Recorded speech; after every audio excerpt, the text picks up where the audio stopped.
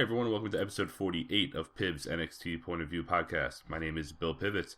If you guys want, follow me on Twitter at bpiv_sports, and also rate and review this podcast on iTunes, Podbean, YouTube, and wherever else you guys get your podcast.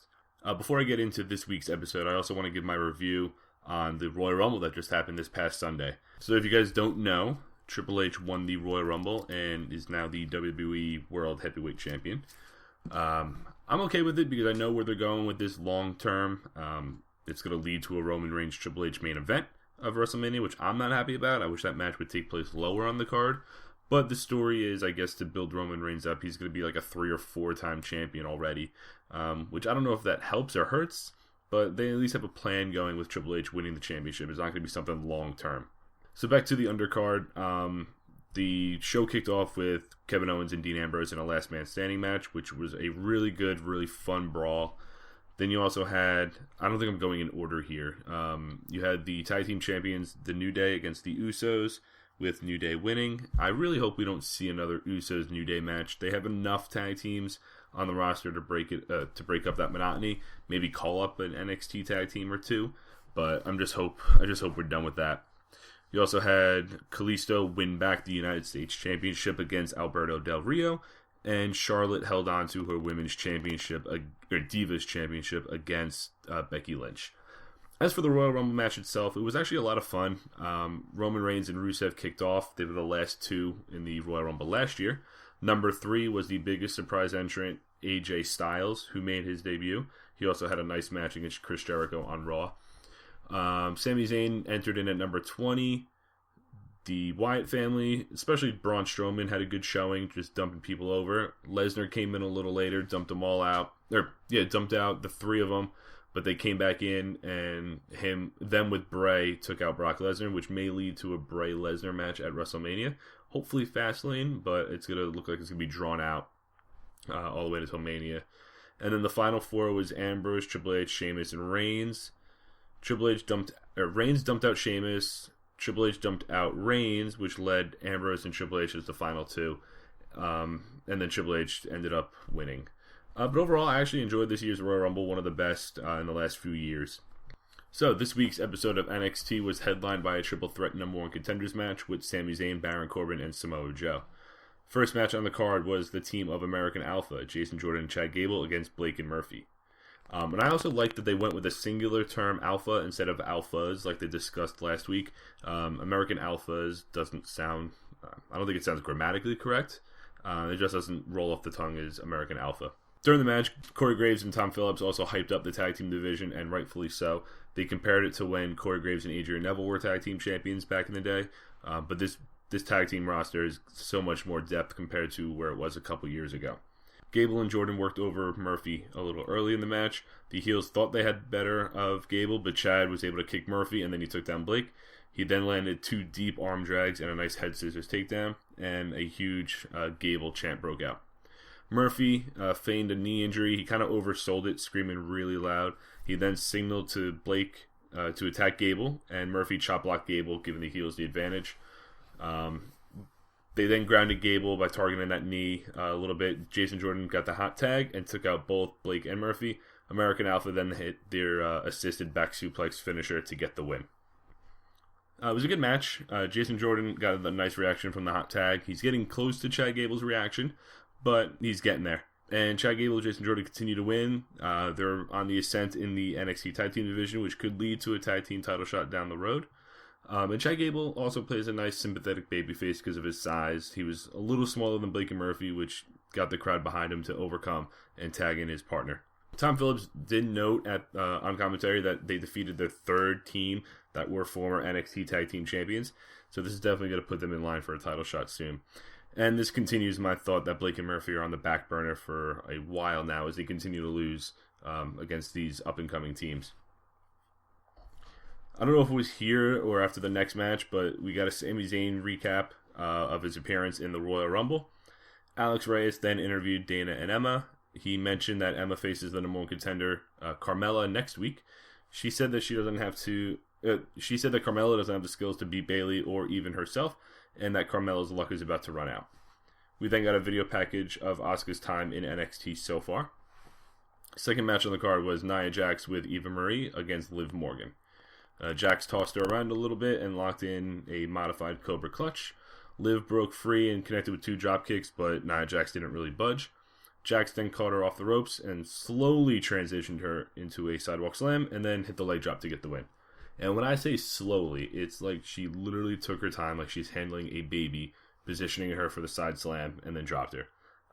It really wasn't a good match. Nia Jax is still not there yet, and it doesn't benefit her to put her in these kind of matches against these inexperienced women. I get it, they've training in the Performance Center and all that stuff, but and I get also that they want to make Nia Jax look dominant, but it's not going to help her development and her credibility to be in these kind of matches. She needs to be against an Asuka, a Bayley, and even an Emma, some of the more experienced and talented women on this roster. Carmella cut a promo on Emma and Dana with Cass and Enzo in the background. She called them jokes, a bunch of other stuff. Cass and Enzo turned their attention to Dash and Dawson. They said some words and insults and rhymes that I really didn't understand, but it looks like we're going to be getting that match a little later. Not this week, but down the line, heading into TakeOver. A Baron Corbin vignette aired, and then the Vaudevillains vignette aired with that undertone of like the heelish music behind them. They had smiles on their faces, and then towards the end, it kind of turned to scowls. Third match was Bull Dempsey against a returning Alex Riley. And Bull Dempsey had some new music, and Alex Riley's rage is back. Regardless of what I think of his gimmick or whatever, it's good to see him recovered and back in the ring, just to see that he's healthy again. And he looked in good shape, too. Alex Riley pummeled Bull Dempsey in the corner. He then hit a nice falling neckbreaker. Bull connected with some left-handed punches, but Riley caught him with a huge spinebuster off the ropes and landed a jumping knee to the jaw to win. The match was alright. It was more of another squash match to showcase Alex Riley in his return. I just don't want to see him on NXT every week. There's other people on the roster that are more credible and more deserving of a spot. After that match, Elias Sampson was shown in some sort of dark room playing his guitar before his match. And after that, a camera caught up with Alex Riley. He asked, are you surprised to see me? He then said he sent some letters and phone calls to the main offices, but he didn't get a response. Maybe you should send a text or maybe an email, not a handwritten letter, maybe even a Snapchat. Not a dick pic, but just a Snapchat. Hey, what's up? I'm back. He said he watched a lot of NXT. Maybe you should be training instead of watching NXT on the network. He's then mentioned that he knew when Sami Zayn's return date was. He said he knew what Apollo Crews had for breakfast 3 days ago, but there was no mention of Alex Riley. And then he finished with, I guess I answered my own question. You are surprised to see me. I actually like the promo a lot. I could definitely dig a jealous, bitter Alex Riley gimmick. Just being mad at the man kind of thing. That he wasn't mentioned in return dates or anything like that. I don't know how long it would last, but a couple weeks here and there, I could definitely see that playing out. Especially if he goes heel. He looked heelish in his match against Bull, so I could definitely see that turning him, because he didn't really get the best reaction when his music hit either. Fourth match, Elias Sampson took on John Skyler. Sampson landed a sloppy dropkick, and he looked pissed about it too. He then pummeled Skyler in the corner. After a knee to the gut, he rested a little bit. Skyler connected with some punches, but Sampson hit him with a high knee and his swinging snap neck breaker to get the win. And another squash match, which seems to be the theme in the month of January. Hype Bros were backstage cutting a promo talking about the Vaudevillains, and then they argued with each other, and I'm pretty sure they said the word bro about 50 times. Samoa Joe had a video package air, and we got highlights of the Finn Balor Apollo Crews match, and that a non-title rematch will take place next week. Fifth and final match was the main event, Sami Zayn, Samoa Joe, and Baron Corbin to determine the number one contender for Finn Balor's championship. It started early with the typical WWE Triple Threat formula. Two guys faced off with the third person laying on the outside, and then they rotate every so often. Corbin had the upper hand on Zayn before and after the break. Joe took out Corbin, and then he and Zayn went at it again. Zayn launched himself over the top and onto both Joe and Corbin. Corbin caught Zayn with a deep six, but Zayn was able to kick out. And Joe dropped Zayn on top of Corbin, and then he hit the senton splash on top of both of them. Joe connected with a bunch of strikes in the corner and set Zayn up for the muscle buster, but Corbin showed up and blocked it. Sami hit Corbin with the Blue Thunder Bomb, but he also kicked out of that. And then this is where Samoa Joe grabbed Zayn by the neck and pulled him to the outside and locked in the Coquina clutch. Corbin caught Joe off the ropes with the end of days, but Zayn quickly got up and broke up that pin. Corbin was furious, slamming the mat, screaming, and he wanted to look like he wanted to destroy Sami Zayn. Zayn connected with the exploder suplex and the haluva kick, which sounded nasty the way that they set it up. But Samoa Joe pulled Zayn off of Corbin to break up the pin. Zayn locked Corbin into a sharpshooter. He looked like he was about to tap, but Samoa Joe ran in, grabbed the arm, and locked in a crossface, and then Corbin tapped out. Zayn thought he won. Joe thought he won. They were both raising their arms, arguing with each other. At this point, William Regal walked down. He talked to the ref, and both men were trying to plead their case. Zayn said he locked him in the sharpshooter, and then you could hear Joe saying it was a horrible sharpshooter. That's why he got him in the crossface. Hilarious. Then again, it wasn't the worst sharpshooter. Look at The Rock when he does it. It's not the greatest. Regal was talking to the ref, saying he has to review the tape, and he wants him to come with him. And then Joe walked up the ramp, made one last attempt to plead his case, and then left. It was a good main event. Nothing really spectacular happened. But these matches are definitely better when all three men are going back and forth, hitting each other with moves and breaking up each other's pins. That whole one-on-one formula with the third person on the outside really doesn't cut it. It kind of makes it boring. Really not a triple threat match. And I know it makes things difficult when planning these matches, but I don't know, it's just more entertaining when all three men, because you don't know what's going to happen. With the one-on-one, it kind of takes the element of a triple threat out of it. But as for the finish, I'm kind of up in the air about it. I liked it from a creative standpoint. We haven't really seen it in NXT in a while. I don't know. I can't remember a finish like this.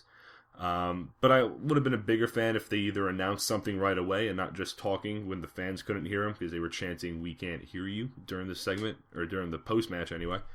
Or if someone won clean. I know that wasn't the case because we're going to get a Samoa Joe Sami Zayn match. Not next week. I think it's going to take place the week after. But just something that gives us a definitive answer of what's going to happen, whether it's a decision that a match will take place or pick a winner. But other than that, it wasn't a bad match, but it is what it is. Overall, it was a decent show. Really more misses than hits. American Alpha continue to impress me. I love their chemistry, and they're complete babyfaces. They might be the best tag team in NXT. Well, no, scratch that. They are the best tag team in NXT, and they might be the biggest babyfaces on the roster. The triple threat match was good. It wasn't the best triple threat match I've seen, but it's definitely obvious the wheels are in motion for TakeOver Dallas on WrestleMania weekend. And there were definitely some negatives, though, which was pretty much most of the show. There were 3 squash matches: the women's match, the Elias Sampson match, and the Alex Riley match. Little more 50-50 with Alex Riley, Bull Dempsey, but it was Alex Riley, so it's whatever. But all the shows can't be winners. I'm just hoping they pick it up in the next week or two as we get closer to TakeOver Dallas. Next week, though, we have, Emma versus Carmella, and I think during the Hype Roast segment, they mentioned that they're going to be facing the Vaudevillains. So we have those 2 matches to look forward to. Plus, I believe it's going to be Sami Zayn and Samoa Joe in a couple weeks. So there's definitely some build-up leading towards TakeOver. All right, that was episode 48 of Piv's NXT Point of View podcast. Again, follow me on Twitter at @bpiv_sports. Rate, review the podcast, iTunes, Podbean, YouTube, all that fun stuff. Peace.